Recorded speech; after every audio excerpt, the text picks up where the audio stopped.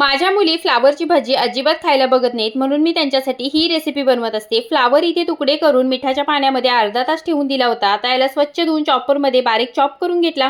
तेल गरम झाल्यावर याच्यामध्ये जिरं, आलं लसूण पेस्ट परतून घेतली। हळद, गरम मसाला, जिरा पावडर, लाल तिखट घालून परतलं।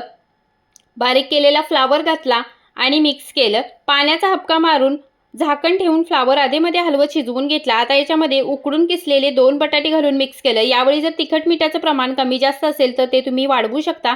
गव्हाच्या पिठामध्ये मीठ, कसुरी मेथी, चिली फ्लेक्स आणि थोडंसं तेल घातलं आणि थोडं पाणी घालून हे पीठ मळून ठेवलं आणि 10 मिनिटं झाकून बाजूला ठेवलं। आता पुन्हा तेलाचा हात लावून हे पीठ मळून घ्यायचं, चपाती लाटून घ्यायची। गार झालेलं सारण याच्यामध्ये भरायचं। हव्या त्या शेपमध्ये पराठे लाटून घ्यायचे आणि तव्यावरती तेल, तूप, बटर काहीही लावून तुम्ही हे पराठे शेकून घ्या। मुलांना दह्यासोबत, लोणच्यासोबत किंवा त्यांच्या आवडीच्या सॉससोबत सर्व्ह करा।